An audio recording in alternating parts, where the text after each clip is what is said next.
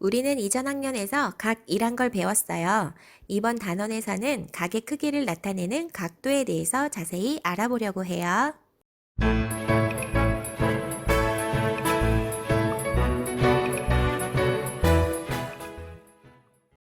한 점이 있어요. 이 점에서 시작하는 두 반직선을 그렸어요.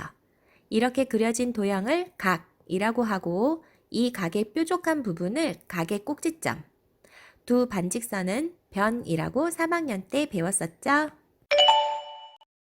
두 변을 완전히 겹쳤다가 부채를 펼치듯 화살표 방향으로 한 변을 벌렸어요. 이렇게 각이 벌어진 정도를 각의 크기라고 하고요.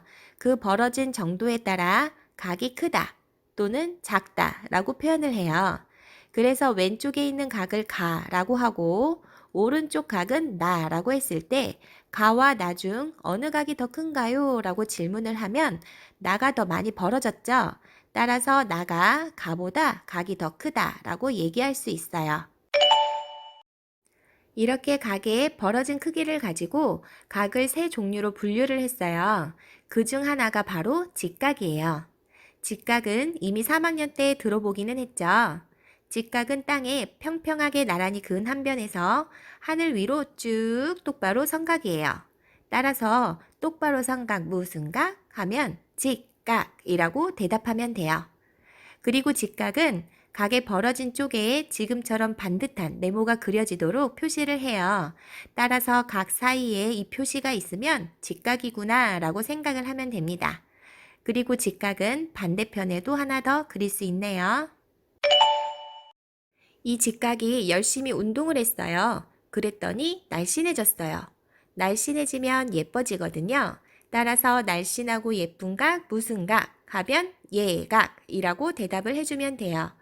그럼 직각이 운동도 안 하고 떼굴떼굴 굴러다니기만 해요. 그럼 어떻게 될까요? 뚱뚱해지겠죠? 뚱뚱해지면 몸이 둔해지거든요. 그래서 뚱뚱하고 둔한 각 무슨 각 하면 둔각이라고 해요. 이렇게 각은 예각, 직각, 둔각 세 종류로 나눌 수 있고요. 예각은 직각보다 작죠. 둔각은 직각보다 더 큰 각이에요. 그리고 직각을 앞으로 90도라고 각의 크기를 나타낼 거거든요. 따라서 예각은 90도보다 작고 하지만 0도보단 큰 0과 90도 사이의 각이라고 하고요. 둔각은 90도보다는 큰 각, 하지만 180도보다는 작은 90과 180도 사이의 각이라고 생각을 하면 되겠어요. 각도란 각의 크기를 말해요. 그리고 그 크기를 나타낼 때에는 몇 도라고 하거든요. 지금부터는 각의 크기를 재보는 방법을 알아볼 거예요. 우리가 어떤 길이를 잴 때에는 자를 사용하잖아요. 각의 크기를 재는 도구가 있어요. 바로 각도기입니다. 각도기 아래에 있는 밑금에서 위로 쭉 똑바로 선을 올려다 보면 뭐라고 적혀 있나요? 90이라고 써 있죠? 지금처럼 똑바로 선 각, 직각. 직각은 각도기로 세면 90도가 돼요. 직각은 몇 도? 90도. 이번에는 예각을 나타내는 다른 각도를 한번 읽어볼게요. 아래 한 변은 0도에 맞춰져 있고요. 나머지 한 변을 따라서 올려다 보면 각도가 써 있어요. 그런데 두 개의 각도가 써 있죠? 여기서 어떤 각을 읽어야 할까요? 우선 시작 방향은 아래 0을 향해 있는 변을 시작으로 화살표 방향으로 각을 읽어가요. 부채를 펼치듯이. 그럼 10도, 20도, 30도. 바깥쪽에 써 있는 각도가 바로 이 각의 크기를 나타내는 거예요. 따라서 60과 120 중에서 바깥쪽에 써 있는 60을 읽어주면 돼요.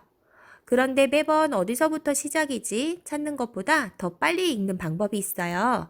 바로 읽고자 하는 각의 크기가 예각인지 둔각인지를 먼저 보면 돼요.